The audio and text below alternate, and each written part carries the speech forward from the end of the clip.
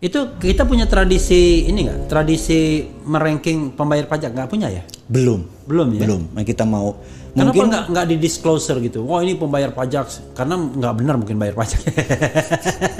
Makanya, wah ini bayarnya katakanlah 300 miliar. Tapi kayaknya lebih dari 300 miliar deh. kebanyakan perusahaan yang Iya. Tapi kalau personal ini kan pajak pribadi kan. Iya. Jadi kalau pajak perusahaan ya biarin lah. Tapi kalau pajak pribadi ini menarik karena seorang mendadak mau menjadi punya postur di lingkungannya. Oh Pak Haji Anu 4 loh. Ya gila gitu. Itu cukup direspek gitu. Suara dia cukup direspek. Jadi bukan sekedar Tapi satu berarti suara. Bung Bosman membayar 2 kali pajak berarti. Pajak perseorangan sama pajak perusahaan dong berarti. Dan pajak tax amnesty. Oh tax ikut juga tax amnesty kemarin? Warga negara yang baik saya ini. Karena itu saya bilang saya boleh komplain, saya boleh mengkritik versi saya sih. Karena saya merasa porsinya gue lakuin kok sebagai warga negara, bener nggak? Tapi sobat era sekalian, tax amnesty jilid 2 ini udah berakhir akhir Juni kemarin. 30 Juni kemarin. Ya. 30 Juni kemarin. Apa memang untungnya apa tax amnesty 30 Juni kemarin itu?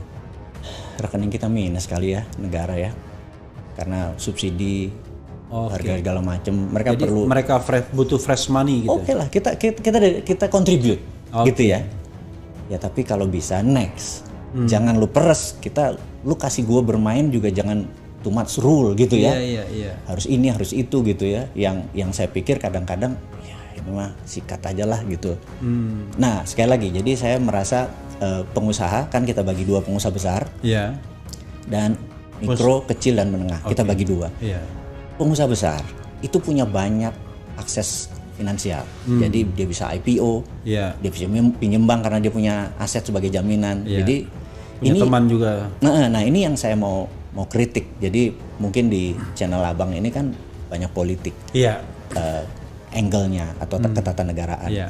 Tapi di dalam Toto Negoro menata negara itu kan bukan politik satu-satunya. Iya. Kita anggap aja kita ambil yang istilah Orde Baru IPO, Lex, Sosbud, Hankam. Jadi ideologi, politik, ekonomi, sosial, budaya, pertahanan, keamanan, anggap 7 pilarnya. GBHN banget ya. Nah, iya kan? Nah, pilar satu politik saat ini kan harusnya cuma 1/7 dari apa yang kita diskusikan. Nah, sejak reformasi, sejak 2002 perubahan segala macam, 80% pembicaraan itu terlalu politik. Too much politik ya? Too much politik sehingga sosial nggak kepegang, budaya nggak kepegang, ekonomi yang nggak kepegang gitu. Nah, contoh ekonomi ini dulu, kalau kita mau bisnis kita bagus, kita mau pinjam ke bank, ada sebuah kata mantra, yang fardu, yang wajib adalah kita punya kolateral atau jaminan, gitu ya. Nah, dulu sebelum peristiwa IMF masuk ke Indonesia, ada 2 caranya. Ada asset based loan, loan berdasarkan aset. Nah, itu. Yang kedua adalah project based loan, loan pinjaman berdasarkan project. Jadi kalau Bang Levi punya kontrak dari Pertamina suruh ngelas pagar, harganya 1 miliar, itu project. Kalau kita perlu uang 50%-nya, 500 juta, maka kalau bank sekarang ada jaminan nggak? Walaupun ada project tetap ada jaminan. Karena diputus hanya project base, hanya aset base loan yang boleh sekarang di Indonesia. Dulu ini pun surat berharga ini bisa dikasih berdasarkan project. Kontrak project itu bisa dijadikan jaminan. Yang jadi masalah adalah pengusaha besar punya aset, yang kecil menengah mikro nggak punya aset. Fundingnya dari mana kalau dia dapat kerjaan? Nah, ini kita secara sistemik. Ini kita nggak bisa kaya nih. Kecuali project loan boleh diadakan sehingga kalau Pertamina ngasih project ke mereka ini bisa dijaminin ke bank. Nah, saya tuh ingin mengusulkan hidupin lagi project based loan. Gitu. Ini kita sudah 20 tahun loh project based loan itu tidak boleh. Udah 20 tahun ya? Udah 20 tahun padahal. Ini contoh. Ini saya kasih contoh supaya sahabat semua yang nonton channel ini memahami the other flip of coin, sisi lain dari koin atau the dark side of the moon. Kita lihat moon, kita mau lihat dark side-nya gitu ya. Nah, kita ingin mengingatkan misalnya nih, saya dapat project misalnya di suatu daerah di Pekanbaru, dapat project kontrak dari Pertamina misalnya. Proyek itu nilainya 100 miliar. Saya perlu duit 50 miliar untuk bangun. Jaminan gua nggak punya. Maka apa yang dilakukan? Saya pergi ke Singapura, buat perusahaan di Singapura, 100% Indonesia.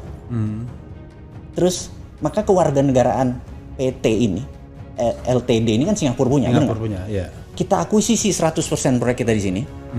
Kita pinjam berdasarkan proyek di Singapura, keluar nggak? Bisa keluar ya? Ya keluar, karena kan project based loan di sana boleh. Ya udah. Terus nanti di sini ngutang, bayarin sana ngutang aja, terus di sini nggak pernah untung. Ya gue kaya raya. Dulu gue lakukan itu. Oke. Karena itu gue bilang gue monster ekonomi. Dulu gue lakukan itu, tapi sekarang gue udah insaf. Gue balik ke Indonesia. Jadi berapa lama berdosanya waktu itu? Banyak, lama. Ada kali 20 tahun gitu ya. Tapi di sisi lain Bang, cuman sekedar mengingatkan. Gue punya rumah yatim Indonesia. Iya. Usianya udah 26 tahun. Berarti untung 6 tahun ya? Nah, mau gue ceritain adalah begini. Kalau pajak di sini 25%, ini gue buka aja supaya kita ada wake up call bagi negara ini. Kalau nggak, orang akan melakukan itu terus. Di Singapura pajak cuma 14%, di sini 25%. Gue selisih 11%. Mendingan gue proyek gue di Singapura semua, pajaknya cuma segitu. 11% gue kasih anak yatim. I see. Jadi kita punya cara untuk survive, tapi dengan cara memanipulasi. Gue pikir enggak lagi deh, gue mau jadi orang tobat di sini. Tapi permudah Jo, istilahnya. Iya, pakai sulut punya, yang mana ada punya Jo. Permudah hal-hal seperti itu. Karena kita kan taatnya sama duit nih. Kalau kita pengusaha, bener nggak? Lu bikin susah, gue negara lain, gitu. Karena uang nggak ada kewarganegaraannya soalnya. Itu. Nah, kira-kira oligar, kira-kira konglomerat, kira-kira orang yang rekeningnya di atas 10 digit, apa taat sama beginian? Enggak, semua main di luar. Iya. Gitu. Nah, mau mereka balik. Itu kan, jangan pajakin yang coro-coro yang kecil-kecil UKM-UKM ini dipajakin. Nggak akan pernah kaya negara kita.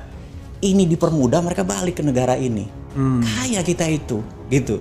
Nah, ini yang gue mau challenge. Jadi gue marah, ngeritik, tapi kasih solusi. Mudah-mudahan ini solusi ya. Ya, tax amnesty yang 1 dan 2 itu ternyata belum terbukti bisa mengembalikan uang itu. Belum terbukti bisa ada benefit tambahan dari uang yang ada di tangan tadi. Akhirnya cuma menjadi operation expenditure. Jadi dia operation aja. Iya, untuk biaya itu.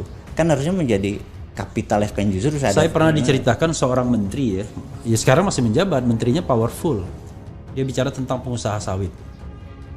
Dia bilang dapat HGU ya 30.000 hektar. Kemudian berdasarkan HG, dan HGU itu gratis, dia cuma bayar-bayar pejabat aja gitu-gitu kan.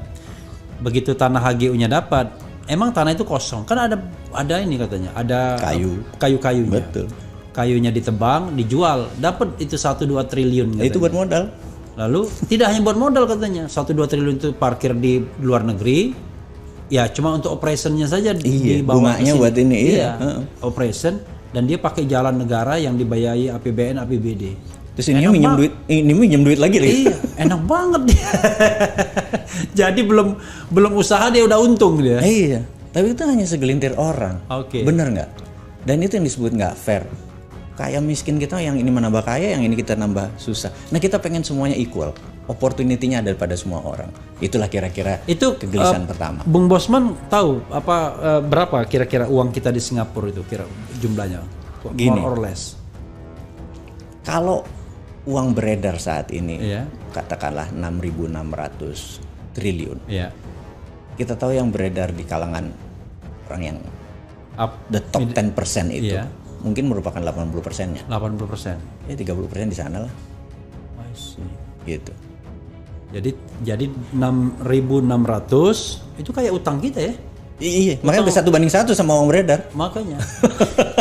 Utang luar negeri kita udah 7.000 sekarang. Udah 7.000. Itu kalau belum masuk utang BUMN. Iya, BUMN. Katanya ada juga utang yang nggak dicatatkan. Gitu. Ada banyak. Makanya kalau dicatatkan kena ini sekian persen dari PDB. Iya, belasan triliun juga.